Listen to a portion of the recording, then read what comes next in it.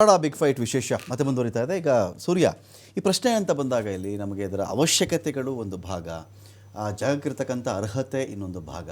ಈಗ ನೋಡಿ, suppose 3ಕ್ಕೆ 3 ಸ್ಥಳನೂ okay ಅಂತ ಒಂದು ವೇಳೆ ರಿಪೋರ್ಟ್ ಬಂತಪ್ಪ, ಅಧಿಕಾರಿಗಳ ಕೆಲಸ ಏನು? ಈ ಭಾಗದಲ್ಲಿ ಈ ಜಾಗ ಸೂಕ್ತವಾಗಿದೆ. ಯಾವ ಜಾಗ? ಒಂದು ಕಡೆ ಚೂಡಹಳ್ಳಿ, ಸೋಮನಹಳ್ಳಿ ಇದು ಚೆನ್ನಾಗಿದೆ, ಕರಿಯಾಳ, ಕರೇನಹಳ್ಳಿ ಈ ಜಾಗನೂ ಚೆನ್ನಾಗಿದೆ. ಈ ಕಡೆ ಬೆಂಗಳೂರು ಮಂಗಳೂರು ಹೆದ್ದಾರಿ, ಸೋಲ್ದೇವನಹಳ್ಳಿ ಬಳಿ ಮಾರಗೊಂಡನಹಳ್ಳಿ ಈ ಜಾಗನೂ ಚೆನ್ನಾಗಿದೆ ಸ್ವಾಮಿ. ಒಂದು ವೇಳೆ ರಿಪೋರ್ಟ್ ಹೋದಾಗ ಇಲ್ಲಿ ಯಾರ ಕೈ ಮೇಲಾಗುತ್ತೆ, ಯಾವ ಭಾಗದ ಶಾಸಕ ಅಥವಾ ಸಚಿವ ಆ ವ್ಯಕ್ತಿಯ ಕೈ ಮೇಲಾಗುತ್ತೋ ಅವರು ದಕ್ಕುತ್ತೆ ಅಂತ ಅನ್ಸಲ್ವ ನಿಮಗೆ? ಇಲ್ಲ, ಸುಳ್ಳಂತೂ ಹೇಳ್ಬೇಡಿ, ಈ ವಿಚಾರ ಸುಳ್ಳಂತೂ ಹೇಳ್ಬೇಡಿ ನೀವು. ಅಲ್ಲ, ನನಗೆ ಹಂಗೆ ಲೆಕ್ಕ ಹಾಕೊಂಡಿದ್ರೆ ದೇವನಹಳ್ಳಿಲಿ ಏರ್ಪೋರ್ಟೇ ಆಗ್ತಿರ್ಲಿಲ್ಲ.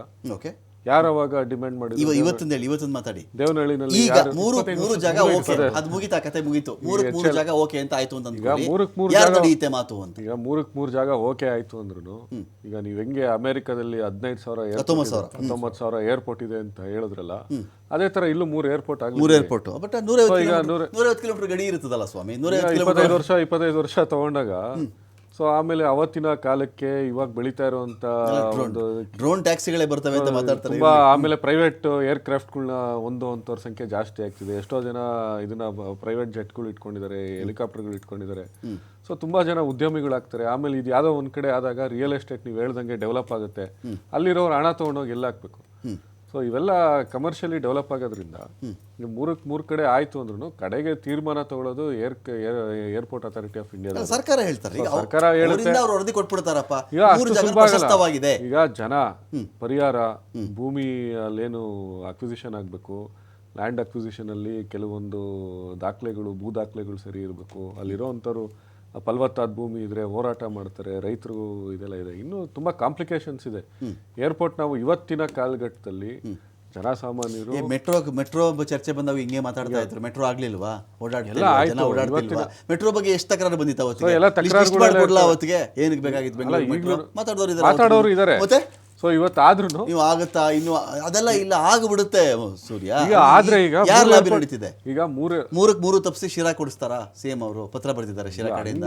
ನೋಡೋಣ ಈಗ ಅದು ಮುಂದೆ ಏನಾಗುತ್ತೆ ಅಂತ ನಾವು ಈಗ್ಲೇನೆ ಊಹೆ ಮಾಡಕ್ ಆಗಲ್ಲ. ಓಕೆ, ಸೊ ಇವತ್ತು ಜನಾಭಿಪ್ರಾಯ ಎಲ್ಲೆಲ್ಲಿ ಜನಾಭಿಪ್ರಾಯದ ಮೇಲೆ ನಿಂತ್ಕೊಳ್ಳಲ್ಲ.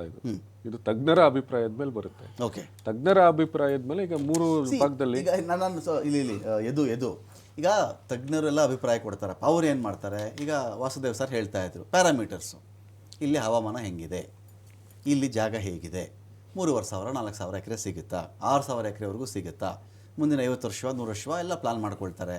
ಜೊತೆಗೆ ಅಲ್ಲಿ ಆ ಭಾಗದ ಅಲ್ಲಿರ್ತಕ್ಕಂಥ ವಯೋವೃದ್ಧರು, ಅಲ್ಲಿನ ಜನ, ಅವ್ರಿಗೆ ತೊಂದರೆ ಆಗ್ತಿದೆಯಾ ಆಗ್ತಿಲ್ವಾ, ನಾಯ್ಸು ಅಥವಾ ಅಲ್ಲಿ ವನ್ಯಜೀವಿಗಳು, ಅರಣ್ಯ, ನದಿ, ಪರಿಸರ, ಸಮತೋಲನ ಇದೆಲ್ಲವನ್ನು ಕನ್ಸಿಡರ್ ಮಾಡಿ ಒಂದು ರಿಪೋರ್ಟ್ ಕೊಡ್ತಾರಪ್ಪ ಅವ್ರು.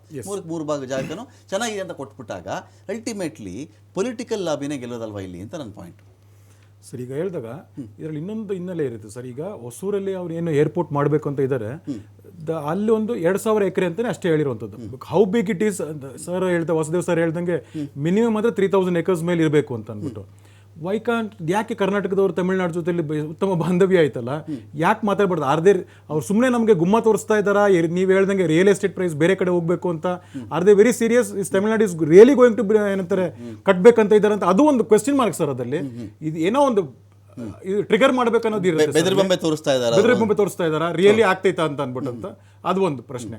ಎರಡನೇದು, ಇವಾಗಿರುವಂತ ಇದ್ರಲ್ಲಿ ವೆದರ್ ಟರ್ಮಿನಲ್ 3 ಇಂಪ್ರೂವೈಸ್ ಮಾಡ್ಬೋದಾ, ಅದರ್ವೈಸ್ ಮಾಡರ್ನೈಸ್ ಇದಿರೋಂಥ HL ಏರ್ಪೋರ್ಟ್ ನ ಮಾಡರ್ನೈಸ್ ಮಾಡ್ಬೋದಾ ಇದಿರುತ್ತದೆ. ಆಮೇಲೆ ನೀವು ಹೇಳಿದಂಥದ್ದು 3 ಪ್ರದೇಶ ಇದು ಮಾಡ್ಬೇಕಂದಾಗ ಎಲ್ಲದಕ್ಕೂ ಒಂದು ಪ್ರೋಸ್ ಅಂಡ್ ಕಾಯಿನ್ಸ್ ಅಂತ ಇರುತ್ತೆ. ಫೈನಲಿ ಟೆಕ್ನಿಕಲ್ ಕಮಿಟಿ ಯಾರು ಫೀಸಿಬಿಲಿಟಿ ಇರುತ್ತೆ, ಗವರ್ಮೆಂಟ್ ಆಫ್ ಇಂಡಿಯಾನೋ ಏರ್ಪೋರ್ಟ್ ಅಥಾರಿಟೀಸ್ ಯಾರು ಟೆಕ್ನಿಕಲ್ ಎಕ್ಸ್ಪರ್ಟ್ಸ್ ಇದ್ದಾರೆ ಯೂಸ್ ಮಾಡ್ತಾರೆ.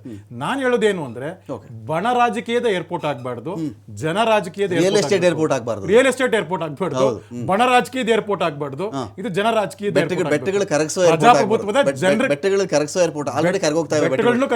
ಬೆಟ್ಟಗಳನ್ನು ಕರಗಿಸಬಾರ್ದು, ಪರಿವಾರನೂ ಉಳಿಸಬೇಕು, ನದಿಗಳ ಮೂಲನೂ ಉಳಿಸಬೇಕಾಗುತ್ತೆ ಸರ್. ಕೇಂದ್ರ ಸರ್ಕಾರ ಅವ್ರು ತುಂಬಾ ಸ್ಟ್ರಾಂಗ್ ಇದ್ದಾರೆ, ನರೇಂದ್ರ ಮೋದಿ ಅವರು ಇದ್ದಾರೆ ಸರ್. ಅದಕ್ಕೆ ನಾನು ಹೇಳಿದ್ದು, ನಾನು ಇಲ್ಲಿ ಯಾವ್ದು ಹೇಳಿಲ್ಲ, ಬಣ ರಾಜಕೀಯ ಅಲ್ಲ, ಜನ ರಾಜಕೀಯದ ಇರಬೇಕು. ಟೆಕ್ನಿಕಲ್ ಎಕ್ಸ್ಪರ್ಟ್ಸ್ ಏನ್ ಹೇಳ್ತಾರೆ ಅದ್ರ ಪ್ರಕಾರ ಹೋಗ್ಬೇಕೆ ಹೊರತು ಯಾವ ಬಣ ರಾಜಕೀಯದ ಏರ್ಪೋರ್ಟ್ ನಮಗ್ ಬೇಡ.